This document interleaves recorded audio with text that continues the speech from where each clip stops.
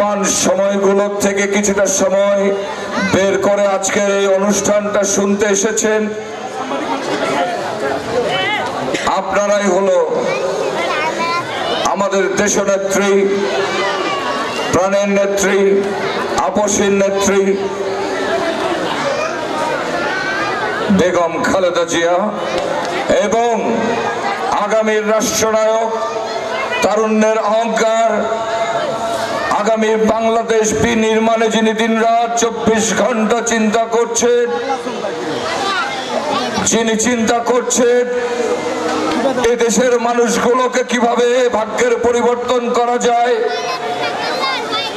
এদেশের মানুষের কাছে গণতন্ত্র কিভাবে ফিরিয়ে আনা যায়, সেই জনাব তারেক রহমান এর পক্ষ থেকে আপনাদেরকে জানাচ্ছি আন্তরিক অভিনন্দন। কারণ আপনারাই ওনাদের আমাদের সবচাইতে সম্মানিত অতিথি। বিএনপি বিশ্বাস করে বিএনপি আপনাদের কাছেই নিরাপদ। ভাইরা আমার, আজকে বক্তব্য দেওয়ার শুরুতেই আমি বলতে চাই, বাংলাদেশ দীর্ঘ 15-16 বছর পরে এই বাংলার বুকে যে জগদ্দল পাথর চেপে ধরেছিল, যে পাথর এই বাঙালি মানুষকে কথা বলতে দেয় নাই, যে অস্থিরতা এই বাংলার সাধারণ মানুষকে তার ভোটের অধিকার থেকে বঞ্চিত করেছিল, সেই নাবিশ্বাস অবস্থা এদেশে গুম খুন আয়না ঘরের জন্ম দিয়েছিল, সেই অবস্থা থেকে বাংলাদেশ মুক্ত হয়েছে আপনার আমার মেহনতি মানুষের প্রচেষ্টা, জনাব তারেক রহমানের রাষ্ট্র দর্শন, শহীদ প্রেসিডেন্ট জিয়াউর রহমানের দর্শন, শহীদ প্রেসিডেন্ট জিয়াউর রহমান খালেদা জিয়াকে যারা বুকে লালন করে সেই সমস্ত সোলজার সিপাহ সালাররা এই বাংলার মাটি থেকে ছাত্র জনতাকে সঙ্গে নিয়ে হাসিনাকে উৎখাত করেছে। ভাইরা আমার, আজকে বক্তব্য দিতে এসেছি। অনেক বক্তব্য আমার পূর্ববর্তী বক্তাগণ বলে গেছেন। আমি শুধু বলতে চাই, আমাদের রাজনীতির দর্শন নিয়ে আমরা বলতে চাই, আমরা শহীদ প্রেসিডেন্ট জিয়াউর রহমানের সৈনিক। আমরা সকলে রাজনীতি শিখেছি সুদীর্ঘ 1984 সালে ছাত্র দলে যোগদানের মাধ্যমে। আমি শহীদ প্রেসিডেন্ট জিয়াউর রহমানকে দেখেছিলাম। আমি যখন ছাত্র অবস্থায় রাজশাহী কলেজে স্কুলে ভর্তি ছিলাম, এক সফরে তদানীন্তন রাষ্ট্রপতি 1977 সালে রাজশাহী এসেছিলেন। অন্যান্য স্টুডেন্টের মতন আমিও দাঁড়িয়েছিলাম ওনাকে স্বাগত জানানোর জন্য। কি জানি কি সন্ধিক্ষণে, কি জানো কি ভালো লাগায় উনি আমার গায়ে হাত দিয়ে বলেছিলেন, তোমার নাম কি? আমি বলেছিলাম, উনি উত্তরে বলেছিলেন, বাবা ভালো করে পড়াশোনা করো, ভালো করে পড়াশোনা করলে বাবারা খুশি হয়। সেদিন আমি বুঝি নাই উনি কে, কিন্তু আজ বুঝি। এই বাংলাদেশ আজকে এই জায়গায় উপনীত হয়েছে, সেদিন ওনার এই একটি কথা থেকেই বুঝেছিলাম। এই বুঝেছিলাম বলে এই স্বাধীনতার ঘোষক জিয়াউর রহমান এই বাংলাদেশি নিরস্ত্র বাংলাদেশিকে যেভাবে মুক্তিযুদ্ধে উদ্বুদ্ধ করে পশ্চিমাদের এদেশ থেকে বিদায় করেছিল, সেদিন থেকেই কুচক্রী বহল আমার প্রতিবেশী দেশের যারা সুকৌশলে পশ্চিমা পাকিস্তান থেকে পূর্ব পাকিস্তান ভাগ করে ফেলেছিল, তারা বুঝেছিল এই জিয়াউর রহমান যদি বাংলাদেশের মাঠে থাকে তাহলে জিয়াউর রহমান এই নিরস্ত্র বাঙালি, এই অসহায় মানুষ, এই দরিদ্র জনগোষ্ঠী, এই সমাজের অনগ্রসর মহিলাদেরকে ধীরে ধীরে উন্নয়ন করে ফেলবেন এবং বাংলাদেশকে একটি অনুন্নত দেশ থেকে উচ্চতর দেশে পৌঁছে নিয়ে যাবেন। তখন থেকেই শুরু হয় ষড়যন্ত্র, প্রাসাদ ষড়যন্ত্র। জিয়াউর রহমান শুধু বাংলাদেশের নেতা ছিলেন না, উনি গোটা আরব বিশ্বের নেতা ছিলেন, উনি গোটা পৃথিবীর নেতা ছিলেন। আমি জাতিসংঘ ভবনে গিয়েছিলাম আমেরিকাতে, আমার খুব ইচ্ছা ছিল স্টেট বিল্ডিং এ যাওয়ার, যেখান থেকে মানুষ ভাষণ দেয়। আমার গর্বে বুক ভরে গিয়েছিল। আমি যখন 7th লেভেলে আসলাম তখন দেখলাম পৃথিবীর অনেক রাষ্ট্রনায়কের সঙ্গে আমার রাষ্ট্রনায়কের ছবি। ভাইরা আমার, আমরা সকলে তারই ধারাবাহিকতায় রাজনীতি করতে চাই। সেই রাজনীতির মূল মন্ত্র সততা, যেই রাজনীতির মূল মন্ত্র পরিচ্ছন্নতা, যেই রাজনীতির মূল মন্ত্রই উন্নয়ন। ভাইরা আমার, 5ই আগস্টের পরে বাংলাদেশ মুক্ত হয়েছে বলে যারা উচ্ছ্বাস প্রকাশ করেছিলেন, আজকে তাদের চেহারায় দেখি দুর্বিষহ ঘনঘটা, দুর্যোগের ঘনঘটা। তারা কেন যেন আশঙ্কায় ভুগছে। প্রত্যেক দিন কমপ্লেন আসছে এই বিএনপি নামধারী কিছু অনুপ্রবেশকারী সহ যারা অতি উৎসাহী হয়ে আজকে মানুষকে ভালোবাসা আদায়ের পরিবর্তে যারা মানুষের এই খারাপ কাজগুলোর জন্য সমালোচনা করাচ্ছেন, তাদের ব্যাপারে হুঁশিয়ারি করে দিয়েছে আমার আগামী রাষ্ট্রনায়ক ভারপ্রাপ্ত চেয়ারপারসন তারেক রহমান। উনি বলেছে, অন্যায় দুষ্কৃতিকারী যারা মানুষের মনে আঘাত দিচ্ছে তারা আর যাই হোক বিএনপির কর্মী নেতা হতে পারে না। ভাইরা আমার, যেখানেই দেখবেন অন্যায় সেখানেই প্রতিরোধ করে তুলবেন। আপনারা মনে রাখবেন, এই সমাজের সবচাইতে বড় নেতা আপনারা, এই সমাজের সবচাইতে শক্তিশালী মানুষ আপনারা, কারণ আপনাদের ঘাড়ে ভর করে আমরা ক্ষমতায় যাই। ভাইরা আমার, দীর্ঘদিন ধরে দেখেছি এই সমাজ ব্যবস্থা বদলে দেওয়ার জন্য পর্যায়ক্রমে বহুত নেতা কর্মী এখানে এসেছেন, বহুত এমপি এখানে এসেছেন, এখান থেকে অনেক মিনিস্টারও ছিল। তবে আজকে আমি যখন ঘুরে ঘুরে পাড়া মহল্লায় অলিতে গলিতে ঘুরি তখন আমার ভীষণ কষ্ট হয়। এই অনগ্রসর সমাজ ব্যবস্থা আমরা এখনো বদলে দিতে পারি নাই। ভাইরা আমার, আপনাদের সময় এসেছে জবাবদিহিতা নেওয়ার। আপনাদের প্রশ্ন তো থাকতেই হবে। আপনারা বলেন তো, আপনারা কি সূর্য উদয় পছন্দ করেন না? আপনারা কি অন্ধকার পছন্দ করেন নাকি আলো? আপনারা খারাপ কিছু পছন্দ করেন নাকি ভালো কিছু?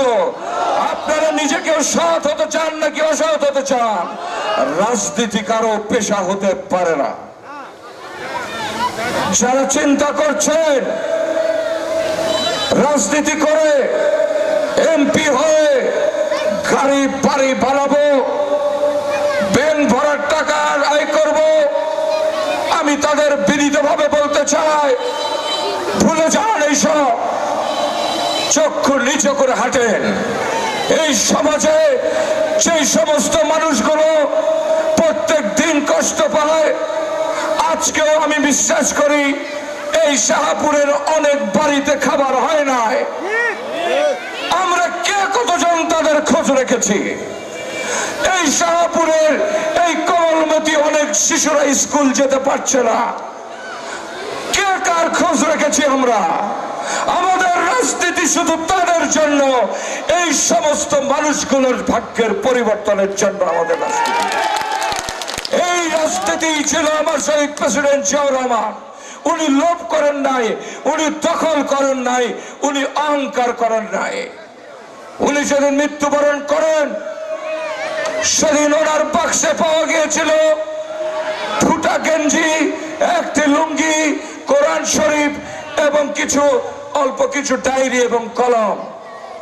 আজকে আমাদের অনেক কিছু লাগে, কিন্তু যাদের উপরে ভর করে আমরা এই জায়গায় আসি, আমরা কে কতজন খোঁজ রাখি যে সেই পরিবারের একটা বিবাহযোগ্য মেয়ের বিয়ে হচ্ছে কিনা? অনেক বাবা আছে রাত্রে ঘুমাতে পারে না, বয়স বেড়ে যাচ্ছে, মেয়ে ঘরের কোনায় বসে আছে, বাবার ঘুম নাই, মার ঘুম নাই, স্বামী স্ত্রী মিলে বসে গভীর রাতে তারা গল্প করছে। আরে কিভাবে মেয়ের বিয়ে দিব? কারণ যৌতুক তো চায় তারা। কোন অবস্থাতেই ধার কর্য করে এনজিও থেকে কিছু টাকা এনে সেই পাত্রপক্ষকে বলছে, বাবা আমার মেয়েটাকে তুলে দিলাম তোমার হাতে, অর্ধেক টাকা দিয়েছি, বাকি টাকা ইরি উঠলে দেব।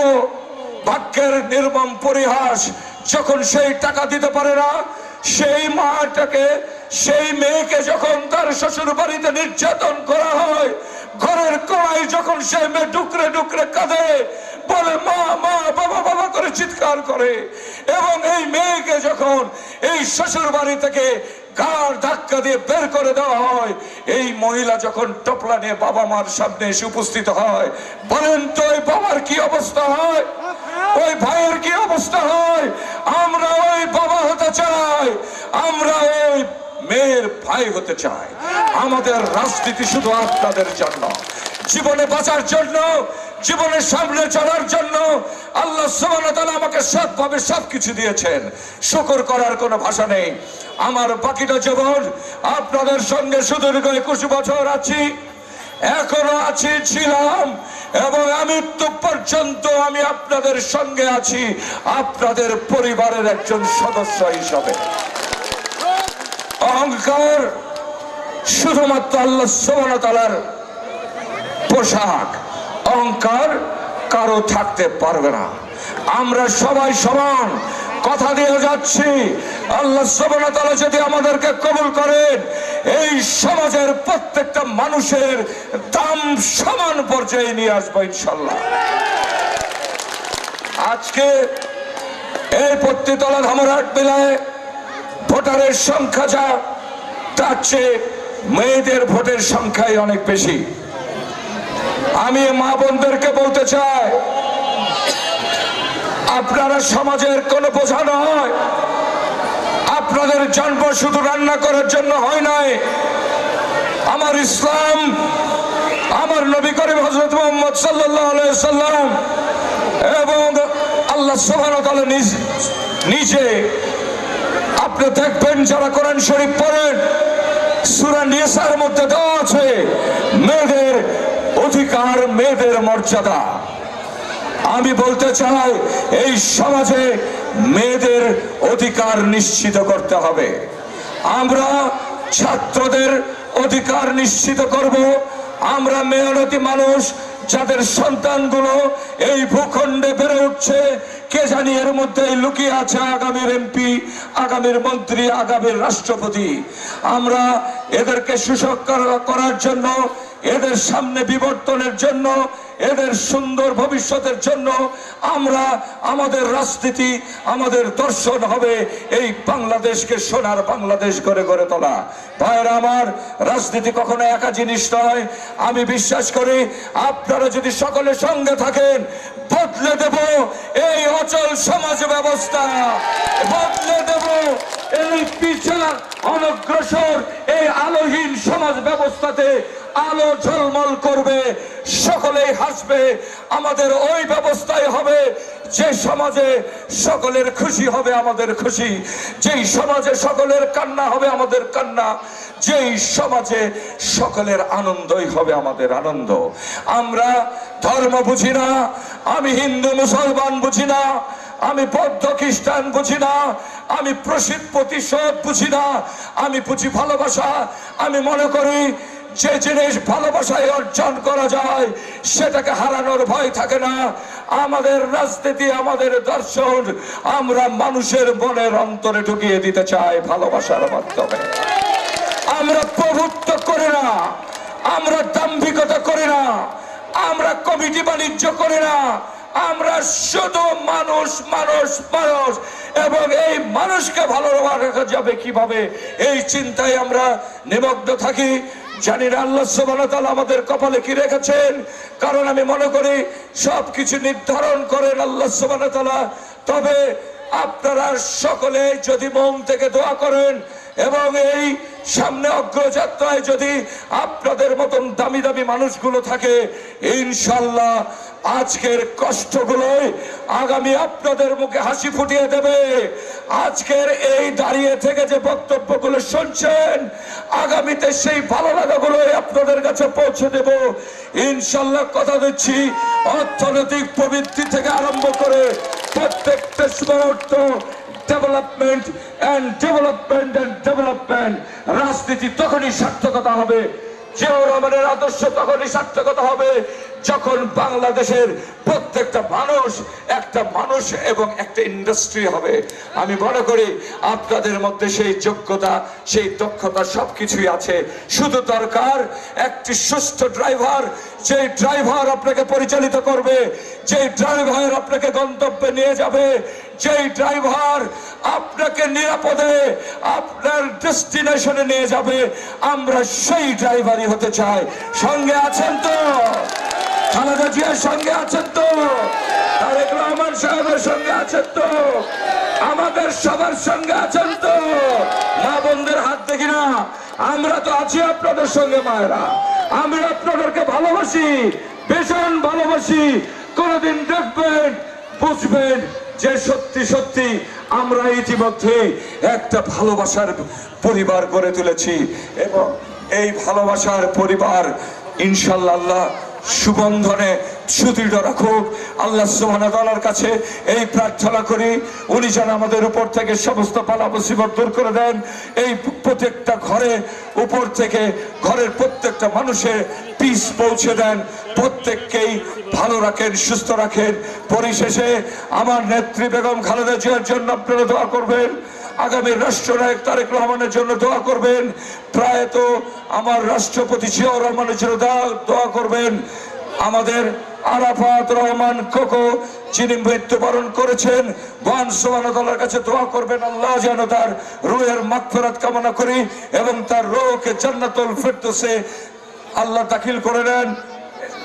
এবং পাশাপাশি এই 5 তারিখে এই হাসিনা ফ্যাসিস্ট মাফিয়াকে উৎখাত করার জন্য যে সমস্ত শহীদরা সেই সূরা ফিলের মতন আবাবিল পাখি দিয়ে, যেমন হাতির বাহিনীকে আবাবিল পাখির মুখের কঙ্কর দিয়ে যেরকম হাতির দাম্ভিক বাহিনীকে পরাজিত করেছিল, তেমনি এই খুদে খুদে মুক্তিযোদ্ধারা এই ফ্যাসিস্টকে 5 তারিখে নিজের বুকের তাজা রক্ত ঢেলে দিয়ে এই বাংলাদেশকে স্বাধীন করে গেল।